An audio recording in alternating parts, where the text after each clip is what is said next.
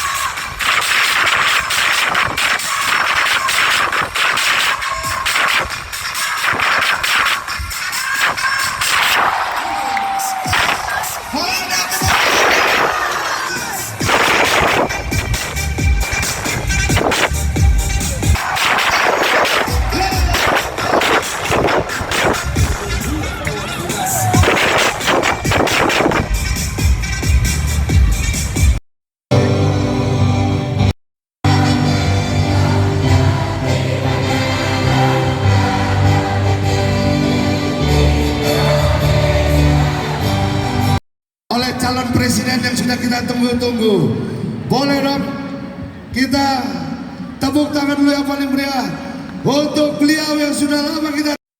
Untuk Panglima Tim Dozer Bapak Ruli Rosano yang telah membakar semangat. Hormati, kami banggakan, tepuk tangan untuk beliau.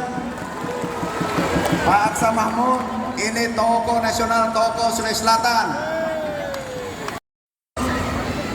Beliau calon pemimpin kita, insya Allah sekali putaran. Ingat tanggal 14, coblos nomor 2.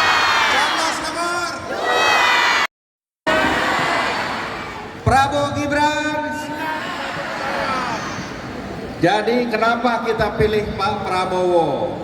Kita lihat, saudara-saudara tahu program pemerintah di bidang kesejahteraan rakyat, ada kartu sembako, tahu?